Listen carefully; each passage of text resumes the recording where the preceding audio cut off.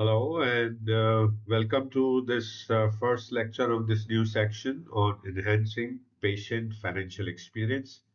In this course, Master in Revenue Cycle Management.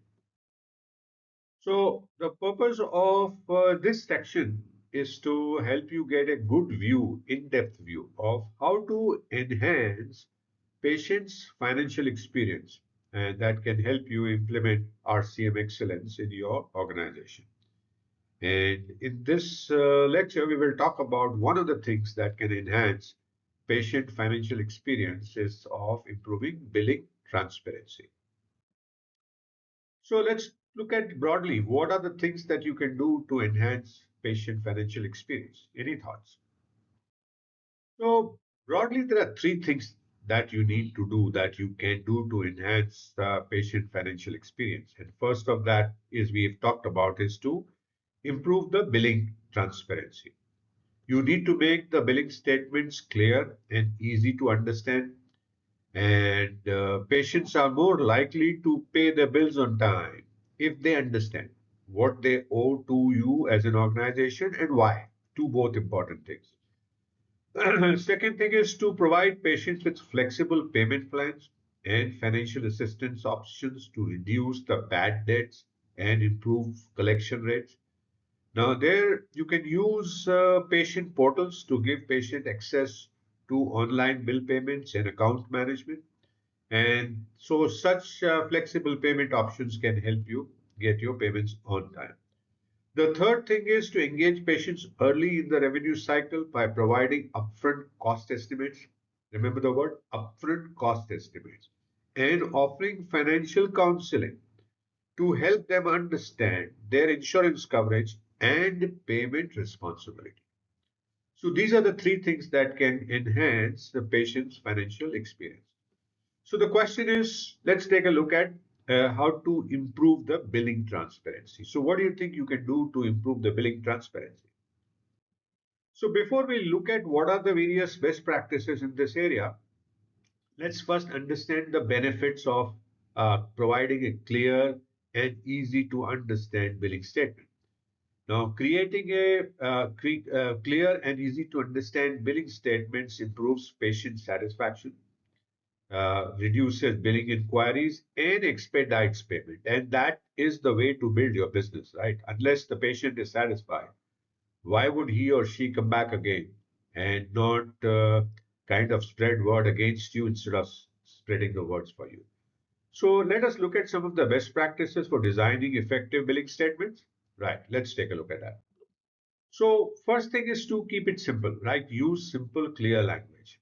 Avoid medical jargons. Use plain language rather than medical or billing terms that patient may not understand. So use a language that patient can understand. Explain key terms. If you have certain terms, medical terms or codes that need to be included, provide brief definitions or explanation alongside. And third is to be consistent in the terminology that you're using. So use a consistent terminology throughout the statement to avoid any confusion. So start by using the simple, clear language. The second thing is to organize the statement logically. Start with the high-level summary at the top of the bill that includes key information like total amount due, due dates, and how to pay online, phone, email, etc.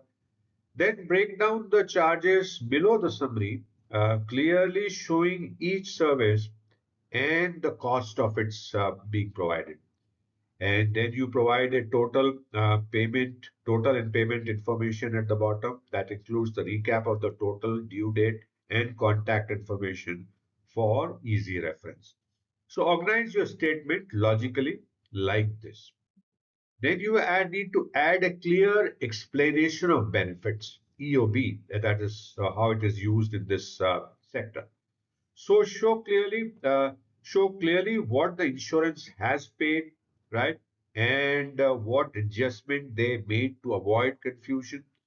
So they need to know what have you been able to recover from insurance and what are the things that they have not paid to you. Show what amounts remain in the patient's responsibility for payment after the insurance payments and adjustments, and explain denied or uncovered charges. If any charges weren't covered, briefly explain why. Provide the logical reason for that. So that's how you can provide a clear EOB, explanation of benefits statement. Use the visual elements to enhance clarity while creating such statements. Use bold text or boxes to highlight important sections like the total amount due, due date, and payment section. Use lines, boxes, or shades to separate sections, section dividers such as services provided, insurance payments, and patient responsibility. Use color strategically, color coding, green for paid section and red for amount due to guide the reader's attention. Avoid excessive colors as they can be distracting. Then provide a simple summary table, include a summary table that shows service date, the date each service was provided in the first column, a brief description of each service in the second column. Against that, the cost of each service in the third one, the insurance payment covered by the insurance in the fourth one, and finally, what you would need the patient to pay. So provide a simple summary table like this. Then offer payment options and the instructions. Provide multiple payment methods. Clearly state the available payment options like online, phone, check, etc. And if the patient can pay online, include a website URL or QR code that links to the payment portal. And if the installment options are available, include a note and instruction on how to set up a payment plan. So in this way, offer payment options and instructions. Include contact information for questions, provide a phone number and email address for billing questions, and encourage patients to contact billing support with any questions or concerns to prevent payment delays due to confusion. So include contact information for questions like this as you see here. Then you need to provide context with clear explanation for new patients, especially new patients. And there you could provide a statement overview of new patients as you see here, which you can come back and look at in a lot more detail. That shows how to read a bill section for each patient, new patient, or for a complex statement.